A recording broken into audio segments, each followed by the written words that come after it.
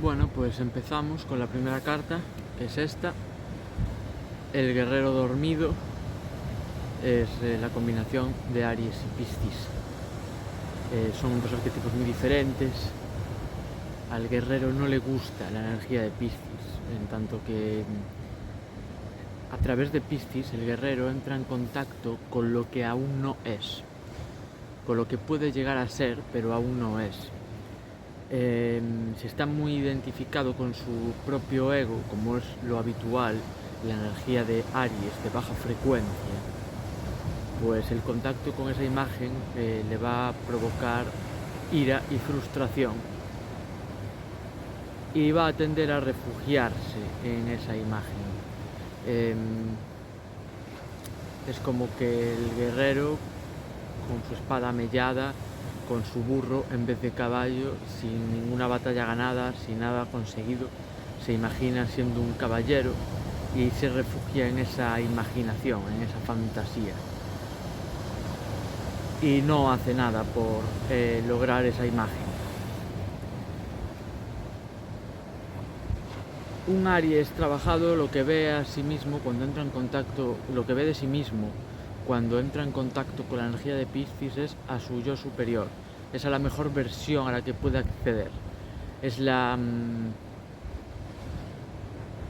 meta que lo va a energizar, esa meta va a ayudar a que el guerrero canalice toda su energía, porque el guerrero tiene mucha energía. El problema es que si no tiene un cauce adecuado, toda esa energía se vuelve contra sí mismo. Entonces Piscis le ayuda a conectar con un ideal trascendente que le ayude a avanzar en su camino del guerrero. Esta es la carta de Tauro Piscis, el jardín de los espíritus, y avanzamos ya un poco más en el desenvolvimiento del arquetipo. Aquí se trata de bajar a la tierra el ideal pisciano, de cultivar el ideal pisciano. ¿Cuál podría ser un problema? Que el jardín no fuera nuestro.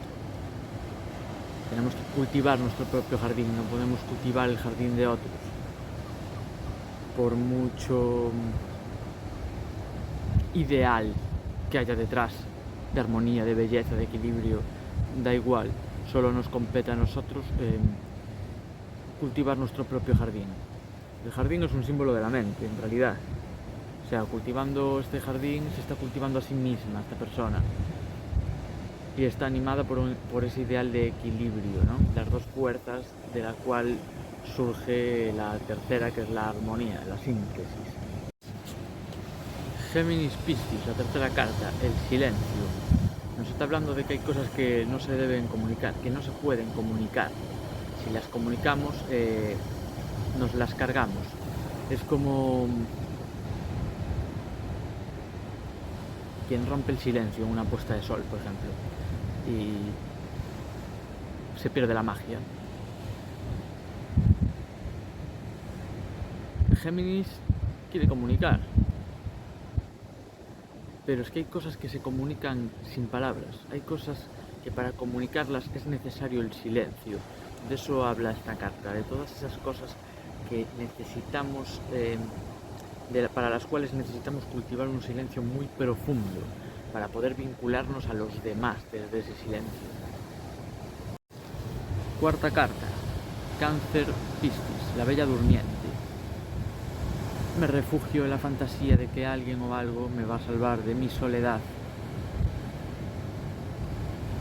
Pero es la propia fantasía la que me impide ser, entre comillas, salvado. Porque yo mismo impido que otros se acerquen a mí. El lado positivo de esta carta sería aceptar esa soledad y de esa soledad entender que de esa soledad profunda es de donde surge la intuición y la inspiración que nos religa al todo. Quizás no nos religue a las personas que más nos gustaría, a las que estamos apegados, ¿no? Igual no nos religa a aquello que estamos apegados, pero nos religa a Dios, nos religa a todo. Bueno, pues antes de continuar quiero decir una cosa, y es que todo lo que estoy diciendo tiene que ver con el viaje del héroe. lo que estoy haciendo es intentar describir las etapas que tiene que recorrer el héroe para integrar el arquetipo de Piscis en sí mismo. Entonces, con la primera carta, el héroe entra en contacto con la energía de Piscis por primera vez. En la segunda carta, el héroe empieza a materializar esa visión en sí mismo, en la tierra que él es. En la tercera carta, entra en contacto con aquellas cosas que para ser comunicadas se requiere del silencio que caracteriza a Piscis. Y en la cuarta carta nos habla de cómo sentirse cobijado por esa gran madre que es Piscis. Porque, bueno, el guerrero o el guerrero es el héroe en potencia, es un individuo. Y Piscis es una energía que trasciende al individuo. Entonces nos está hablando de las 12 pruebas de Piscis. Son 12 pruebas para dejar atrás al ego, al individuo que uno es. Por eso su primera prueba, que es un guerrero dormido, consiste en llevar al guerrero a otro nivel de trascendencia. Solemos pensar que el guerrero es una persona que lucha, pero el guerrero dormido no lucha, o sea, no lucha con otros, lucha consigo mismo, lucha con los otros que tiene dentro, que le impiden alcanzar las imágenes que sueña. En la segunda carta no simplemente consiste en cultivar un jardín, sino en bajar a la tierra el jardín interior que percibió en esa primera visión que tuvo sobre su ser superior. En la tercera carta está hablando de comunicar, pero ¿cómo comunica Piscis? Piscis no comunica desde las palabras, Piscis comunica desde un lugar muchísimo más profundo. Y de esa comunicación nos habla la tercera carta. Y la cuarta carta nos está hablando de cómo sentirse seguros en ese mar, en ese océano pisciano.